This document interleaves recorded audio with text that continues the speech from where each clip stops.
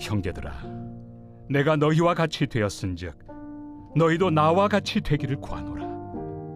너희가 내게 해롭게 하지 아니하였느니라. 내가 처음에 육체의 약함으로 말미암아 너희에게 복음을 전한 것을 너희가 아는 바라. 너희를 시험하는 것이 내 육체에 있으되 이것을 너희가 업신여기지도 아니하며 버리지도 아니하고 오직 나를 하나님의 천사와 같이 또는 그리스도 예수와 같이 영접하였도다. 너희의 복이 지금 어디 있느냐? 내가 너희에게 증언하노니 너희가 핫수만 있었더라면 너희의 눈이라도 빼어 나에게 주었으리라. 그런즉 내가 너희에게 참된 말을 함으로 원수가 되었느냐? 그들이 너희에게 대하여 열심 내는 것은 좋은 뜻이 아니요 오직 너희를 이간시켜 너희로 그들에게 대하여 열심을 내게 하려 함이라. 좋은 일에 대하여 열심으로 사모함을 받음은 내가 너희를 대하였을 때뿐 아니라 언제든지 좋으니라. 나의 자녀들아, 너희 속에 그리스도의 형상을 이루기까지 다시 너희를 위하여 해산하는 수고를 하노니 내가 이제라도 너희와 함께 있어 내 언성을 높이려 함은 너희에 대하여 의혹이 있음이라. 새로운 사람을 맞이하는 것은 참 어려운 일이죠. 성향에 따라 좀 다를 수 있긴 한데요. 대부분의 사람들이 새로운 사람을 맞이하는 것을 어려워합니다. 그런데 그냥 친해지는 것이나 아니면 그냥 교제하는 것은 조금 나을 수 있는데요. 사람을 새로 뽑는 것은 참 어려운 일입니다.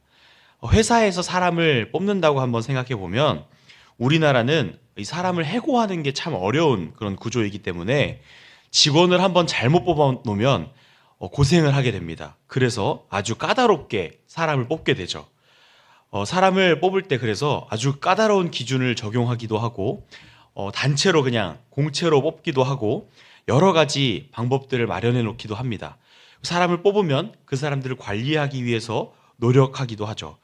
사람을 뽑을 때 어떤 결격 사유가 발견이 되면 당연히 아예 안 뽑아버리는 게 지혜로운 것이 우리나라의 그런 실정입니다.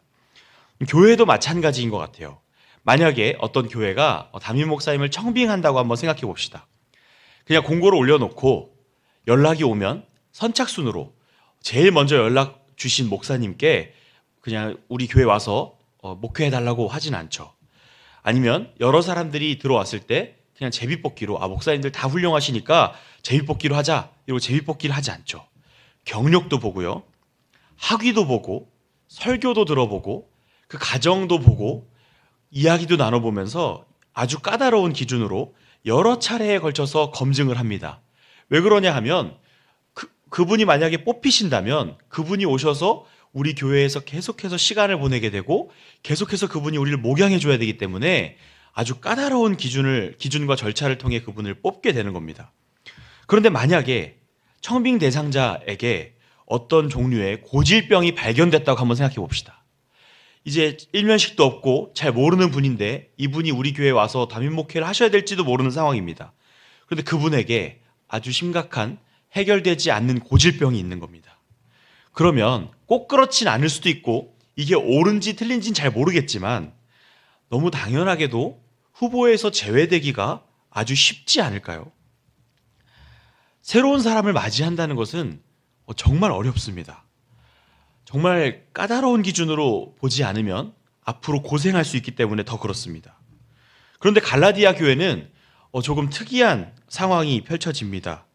물론 지금과 교회의 형태도 아주 다르고 우리나라 상황과는 또 더 많이 다르고 바울은 청빙이 된 게 아니라 갈라디아 지역에 직접 복음을 전해서 교회를 세운 그런 교회 개척자이긴 했지만 그럼에도 불구하고 갈라디아 교회에 바울이 들어갈 때는 아주 독특한 상황이 펼쳐집니다.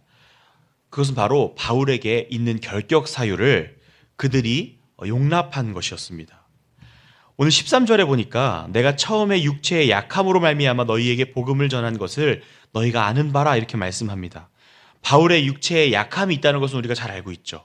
그 육체에 약함이 있는 상태에서 그것이 드러난 상태에서 갈라디아 교회에 복음을 전했다고 합니다. 그런데 그 육체의 약함이 어떤 종류의 것이었냐 하면 14절에 보니까 너희를 시험하는 것이 내 육체에 있으되 이렇게 말씀합니다. 바울의 육체의 약함, 육체의 질병이 갈라디아 사람들에게는 시험거리였다는 겁니다. 바울의 육체의 약함을 보는 것이 사람이 질병이 있을 수도 있지, 연약할 수도 있지, 이런 게 아니라 그들에게는 시험거리였다는 거예요. 당시 사람들은 지금과 같이, 우리 대한민국과 같이 현대 선진국 사회와는 달랐습니다. 약자 배려라든지 인권, 존중, 질병에 대한 차별을 하지 말아야 된다는 그런 문화, 이런 것들이 없었습니다. 질병이 있다면, 그리고 그 질병이 겉으로 드러난다면 무시할 수 있고 그것을 존중하지 않을 수 있는 충분한 그런 배경이 있었습니다. 그런데 바울이 가진 질병이 당시 사람들로 하여금 이것이 악마의 장난이 아닌가? 이것이 귀신이 붙은 게 아닌가? 느끼게 되는 부분이 많은 것처럼 여러 구절에서 소개를 합니다. 그래서 우리가 바울이 가진 질병이 무엇이었을까? 추측을 하는데 정확하게 알 수는 없지만 대표적인 두 가지 추측이 바로 안질, 눈병과 또 하나가 간질입니다. 이 둘 중에 하나가 아니었을까 추정을 하고 있는데 안질은 그야말로 눈병을 그냥 통칭하는 말인데 아마도 눈병이었다면 눈에 충혈이 일어나거나 아니면 눈의 모양이 뒤집어지거나 아니면 눈이 이상한 모양으로 변하는 그런 사람들이 볼 때 굉장히 무섭고 흉측한 모양이 아니었을까 추정하기도 하고요. 간질은 그 자체로 발작을 일으키기 때문에 이 사람이 귀신에 들렸나 하는 생각을 할 수밖에 없게 만드는 질병입니다. 이것이 안질이었든 간질이었든 아니면 그 외에 다른 것이었든 간에 바울의 질병은 사람들이 볼 때 좀 이상하다, 좀 보기 흉하다, 귀신이 붙은 게 아닌가, 이거 악마의 장난이 아닌가 하는 생각이 드는 종류의 그런 질병이었을 것이고 바울은 그것을 좀 떨쳐내버리기 위해서 하나님께 지속적으로 간구했습니다. 그러나 하나님은 너의 은혜가 너에게 족하다라고 말씀하시면서 그 기도를 들어주시지 않습니다. 당시 사람들이 볼 때 귀신에 잡혀있는 것이 아닌가 싶을 정도의 그런 종류의 질병을 가진 채 하나님의 말씀, 그 복음을 전한다고 생각한다면 정말 바울은 대단한 것 같습니다. 그런데 그런 복음을 전한, 그런 상황에서 복음을 전한 바울도 대단하지만 그런 그가 전한 복음을 받아들인 갈라디아 지역 사람들은 더 대단한 것 같아요.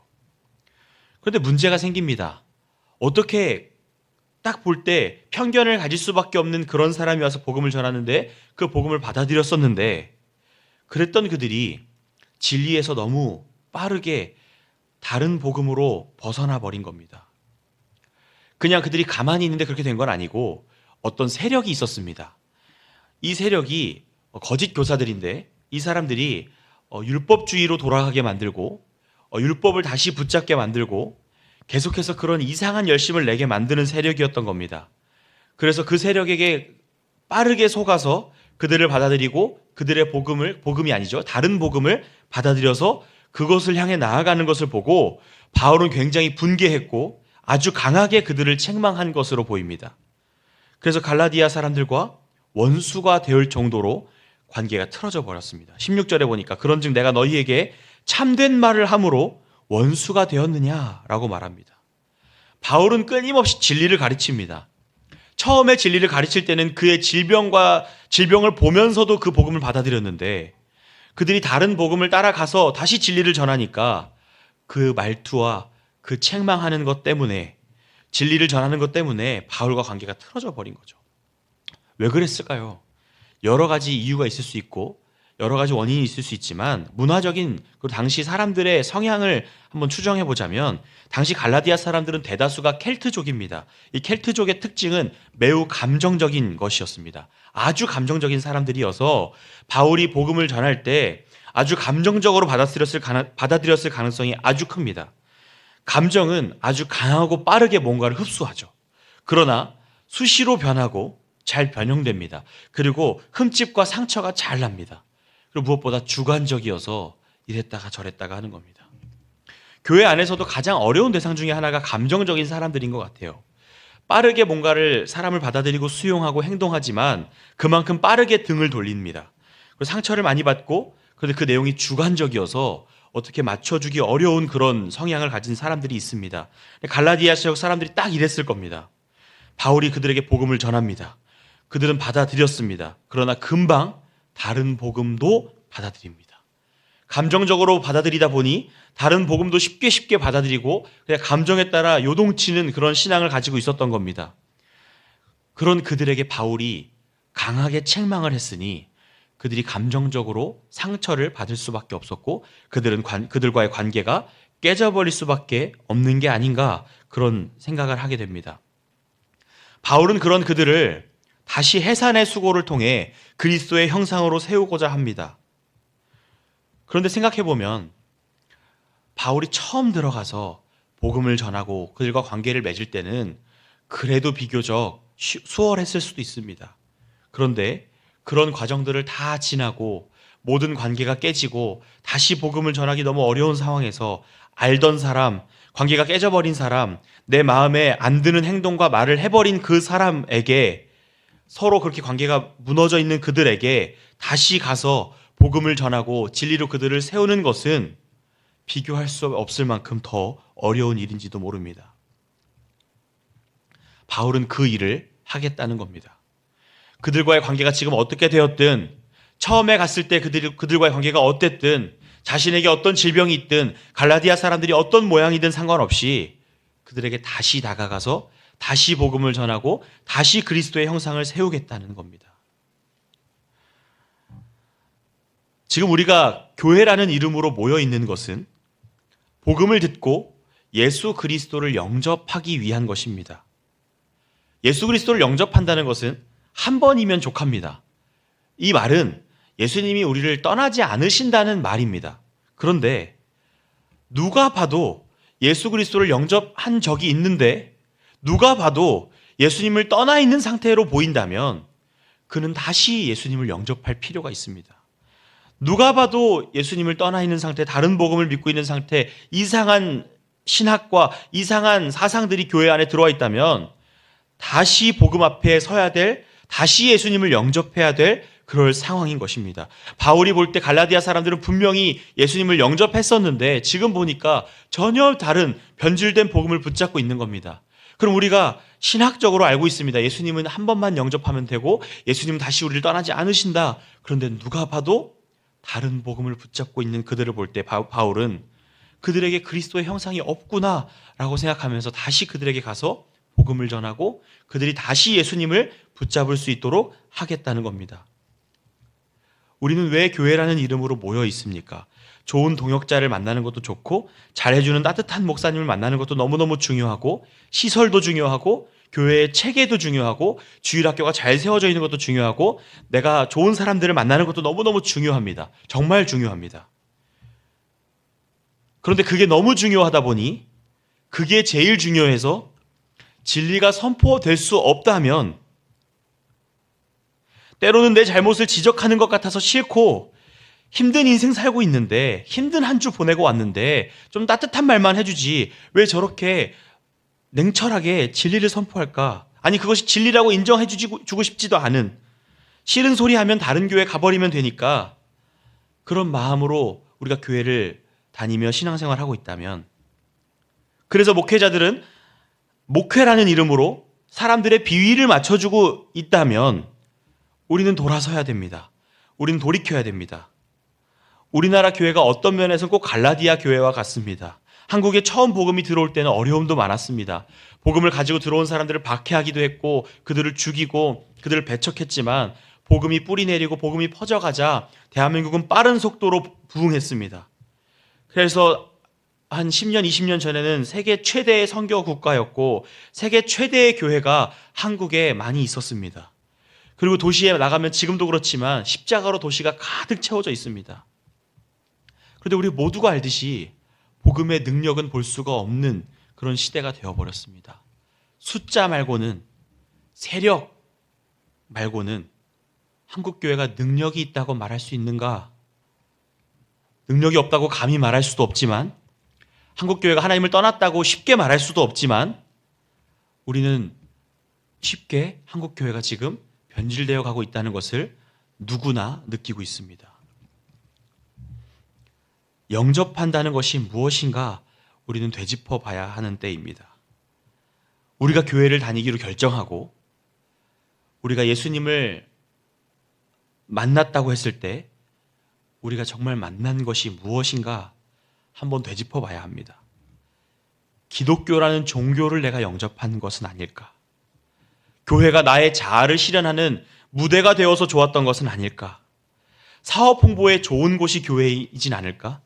아니면 자녀 교육하기에는 교회만한 곳이 없어서 다니기 시작하진 않았을까? 좋은 시설이 좋아서 여러 가지 다른 이유들.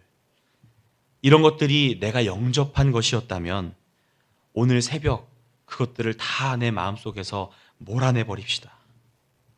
죄로 인해 무너진 삶에 복음이 선포되고 예수님을 영접한다는 것은 나의 삶의 방식을 건드리는 것은 절대 용납하지 않고 나는 그냥 내버려 둔 채 나의 삶의 방식은 그대로 유지한 채 그냥 예수님이라는 분을 내가 호감을 갖기로 결정했고 교회의 문화를 받아들이기로 결정했고 내가 교회를 출석하기로 결정했고 내 삶의 방식은 내가 결정하고 내가 원하는 대로 살아간다는 것이라면 그 방식은 바꿔야 되는 겁니다.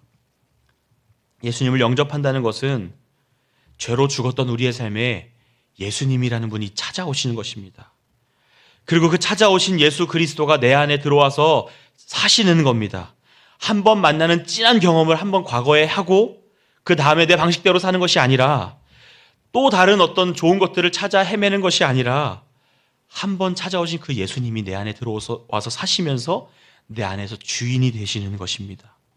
그래서 때로는 불편한 것, 때로는 거슬리고 때로는 그분 때문에 예수님 때문에 속상하고 때로는 예수님이 나에게 걸림돌이 되기도 하는 것 같은 것. 예수님이 내 안에 들어와서 너무 좋은 경험을 하고 예수님이 내 안에 찾아오셔서 그분과의 너무 좋은 시간을 한번 가진 다음에 예수님 감사했습니다. 이제는 또 내 방식대로 살아가겠습니다 하는 것이 아니라 그분이 내 안에 오셔서 살아버리시니 너무 불편하고 때로는 그냥 편하게 살고 싶고 예수님의 은혜가 너무 크지만 때로는 내 방식대로 살지 못해서 그 과정이 너무 힘겨울 때가 있는 것, 그것이 예수님을 영접하는 것에 포함됩니다. 그 불편함을, 그 속상함을, 그 거슬림을 시험 들었다고 하지 말고 나의 인생을 다듬어 가시는 은혜로 여기는 것.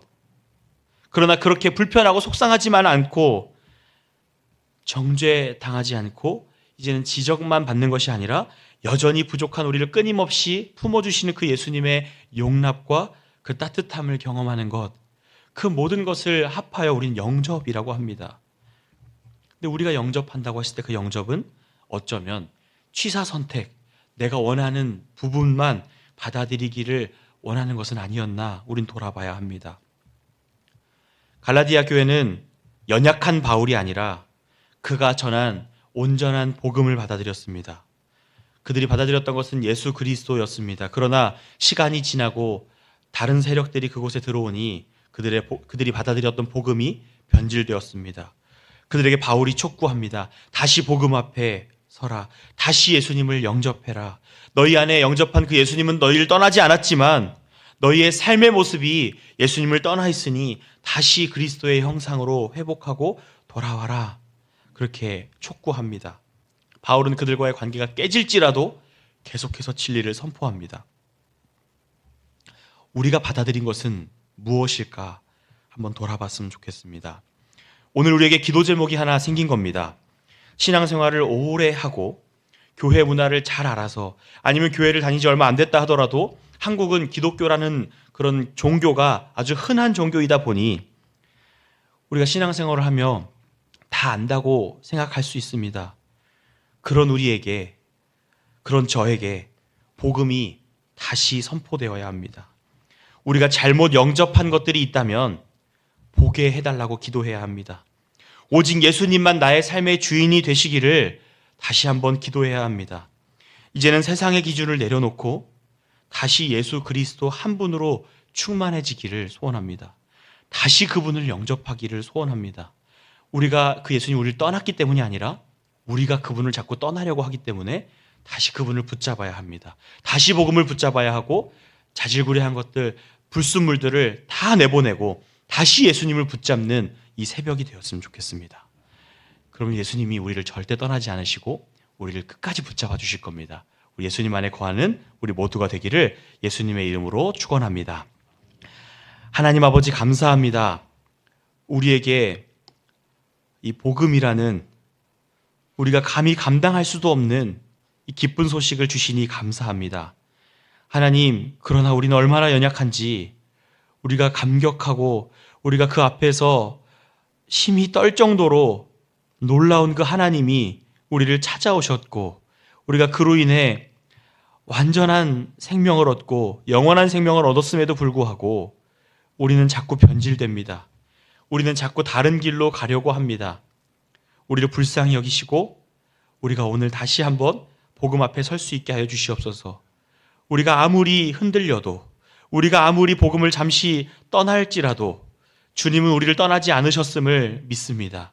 하나님, 그 신실하신 예수 그리스도의 사랑을 오늘 붙잡고 다시 복음 앞으로 돌아가길 원합니다.